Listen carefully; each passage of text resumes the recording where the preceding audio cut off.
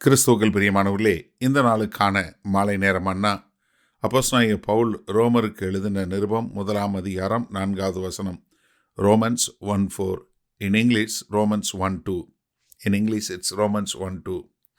இயேசு கிறிஸ்துவை குறித்து தேவன் தம்முடைய தீர்க்கதரிசிகள் மூலமாய் பரிசுத்த வேதாகமங்களில் முன்னே தம்முடைய சுவிசேஷத்தை பற்றி வாக்குத்தத்தம் பண்ணினபடி கர்த்தராகிய இயேசு கிறிஸ்துவானவர். இப்போ இயேசு கிறிஸ்துவானவர் யார் என்பதை குறித்து சொல்லும்போது அதற்கு என்ன சொல்கிறாரு? 2 காரியங்களை சொல்கிறாரு இந்த வசனத்தில். அடுத்து வேற எதுலையும் சொல்வார். இப்போ முதலாவது என்ன சொல்கிறாரு? அவர் யாருன்னா, கர்த்தராகிய இயேசு கிறிஸ்துவானவர் யார்? அவரை குறித்து தேவன் தம்முடைய தீர்க்கதரிசிகள் மூலமாய் பரிசுத்த வேதாகமங்களில் முன்னே தன்னுடைய சுவிசேஷத்தை குறித்து வாக்குத்தத்தம் பண்ணார். என்ன முன்னாடியே தீர்க்கதரிசிகள் மூலமாய் பரிசுத்த வேதாகமத்தில் எழுதியிருந்துச்சு.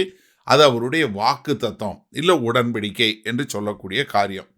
அப்போ முதலாவது என்ன? வேத வசனங்கள் எல்லாம் முன்னாடியே தீர்க்கதரிசிகள் மூலமாய் சொன்னார். இது நிறைய பழைய ஏற்பாட்டில் உள்ள காரியங்கள் நிறைய நான் காட்டி கொடுக்க முடியும். ஆனால் இதெல்லாம் சுருக்கமாக ஒரே காரியத்தை சொன்னால், லூக்கா 24வது அதிகாரத்தில் கர்த்தராகிய இயேசு கிறிஸ்து மரித்து உயிர்த்தெழுந்த பின்பு எம்மாவூர் ரோட்டில் போகும்போது அங்கே உள்ள 2 சீஷர்கள்ட்ட பேசும்போது சொல்லக்கூடிய காரியம் பாருங்கள். லூக்கா 24:25. அப்பொழுது அவர் அவர்களை நோக்கி, தீர்க்கதரிசிகள் சொன்ன யாவையும் விசுவாசிக்கிறதற்கு புத்தி இல்லாத மந்த இருதயம் உள்ளவர்களே. என்ன தீர்க்கதரிசிகள் சொன்னது என்ன? 27 வசனம். மோசே முதலிய சகல தீர்க்கதரிசிகளும் எழுதின வேத வாக்கியங்கள் எல்லாவற்றிலும் தம்மை குறித்து சொல்லியவைகளை அவர்களுக்கு விவரித்து காண்பித்தார். என்ன? மோசே முதல்ல எழுதின 5 ஆகமங்களாக இருக்கட்டும், அதற்கு பின்பாக எழுதிய தீர்க்கதரிசிகள் என்னதெல்லாம் அந்த ப்ராஃபட்ஸ் என்று தான் பழைய ஏற்பாடை சொல்லுவாங்க. எது நியாயப்பிரமாணமும் தீர்க்கதரிசிகள்னு சொன்னாலே அது பழைய ஏற்பாடு.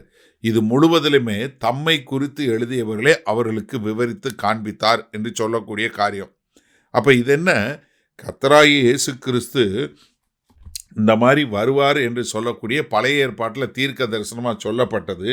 அதனால தான் அப்போஸ்தலர் 24வது அதிகாரம் 14வது வசனத்தில் பார்த்தீங்கன்னா, உம்மிடத்தில் ஒன்றை ஒத்துக்கொள்கிறேன், அது என்னவென்றால், இவர்கள் மதபேதம் என்று சொல்லுகிற மார்க்கத்தின்படி எங்கள் முன்னோர்கள் தேவனுக்கு ஆராதனை செய்து நியாயப்பிரமாணத்திலேயும் தீர்க்கதரிசிகள் புஸ்தகங்களிலேயும் எழுதியிருக்கிற எல்லாவற்றையும் நான் விசுவாசித்து, என்ன தீர்க்க தரிசனம் மற்றும் இது எல்லாமே உடன்படிக்கை எல்லாம் எழுதப்பட்டது எல்லாமே. 2வது என்ன சொல்றாரு? வாக்குத்தத்தம் பண்ணினபடி. கர்த்தர் என்ன வாக்குத்தத்தம் பண்ணாரு? உடன்படிக்கை பண்ணினார். நீங்கள் எரேமியா 31வது அதிகாரம் 31 வசனத்திலேருந்து 34 வசனம் வரைக்கும் புதிய உடன்படிக்கையை பற்றி சொல்லக்கூடியது. அதே மாதிரி எசேக்கியேல் 36வது அதிகாரத்தில் 25லேருந்து 27 வரை உள்ள வசனங்கள் எதை குறித்து சொல்லுது?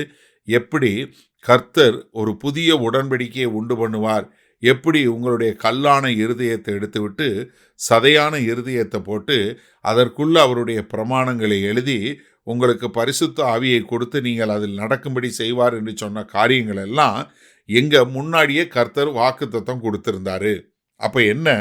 முதலாவது தேவனுக்கு கர்த்தராகிய இயேசு கிறிஸ்துவை குறித்து தீர்க்கதரிசிகள் மூலமாய் பரிசுத்த வேதாகமெல்லாம் முன்னாடி எழுதிட்டார். அதே மாதிரி கர்த்தர் வாக்குத்தத்தம் பண்ணினபடி. சரி, இந்த நாளில் இந்த வசனத்தை நம்ம எப்படி எடுத்துக்கொள்வது? நீங்கள் இன்றைக்கு நிறைய கிறிஸ்தவர்கள் சொல்கிறவங்க இந்த பழைய ஏற்பாடை வாசிக்கிறதே இல்லை. அப்படியே பழைய ஏற்பாடு வாசித்தாலும் நிறைய பேர் இந்த ஆசீர்வாதத்துக்கு மட்டும் வாசிக்கிறாங்க. ஏன்னா நிறைய இந்த ப்ராஸ்பெரிட்டி ப்ரீச்சர்ஸ் என்று சொல்லக்கூடியவங்க பூரா, இந்த செழிப்பு உபதேசம் பண்ணுறவங்க பூரா இந்த பழைய ஏற்பாட்டில் தான் பேசுவாங்க, வேறு எதுவுமே பேச மாட்டாங்க. இயேசு கிறிஸ்து உன்னை ஐஸ்வர்யவனாக மாத்துறதுக்கு தான் வந்தார், நீ உன் தரித்திரர், நீங்கள் எல்லாரும் ஐஸ்வர்யம் ஆனாகும்படி இயேசு கிறிஸ்து தரித்திரர் ஆனார்னு சொல்லி அதை எடுத்துக்கொண்டு அவங்க பூரா பழைய ஏற்பாட்டில் இருக்க காரியம் தான் சொல்லுவாங்க. அது இல்லை. கர்த்தராகிய இயேசு கிறிஸ்து என்ன? அவர் தேவனால் தீர்க்கதரிசிகள் மூலமாய் பழைய ஏற்பாடு முழுவதும் எழுதப்பட்டது யாரை குறித்து எழுதப்பட்டிருக்கு? கர்த்தராகிய இயேசு கிறிஸ்துவை குறித்து சொல்லப்பட்டிருக்கு. அதனால தான் கர்த்தர் என்ன பண்ணுறாரு? பழைய ஏற்பாட்டிலேயே புதிய உடன்படிக்கை என்று சொல்லி, எப்படி கர்த்தராகிய இயேசு கிறிஸ்து மூலமாய் நீங்கள் எல்லோரும் மீட்கப்பட்டு அவருக்கென்று வாழுவீர்கள் என்று சொல்லக்கூடிய காரியத்தை அங்கே வாக்குத்தத்தமும் பண்ணியிருக்கிறாரு.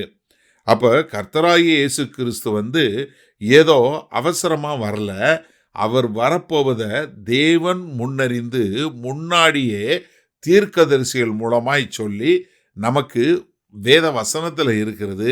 அது மாத்திரமல்ல, அது கர்த்தர் பண்ணின உடன்படிக்கை, அது தேவனாகிய கர்த்தர் பண்ணின வாக்குத்தத்தத்தினுடைய நிறைவேற்றம் தான்.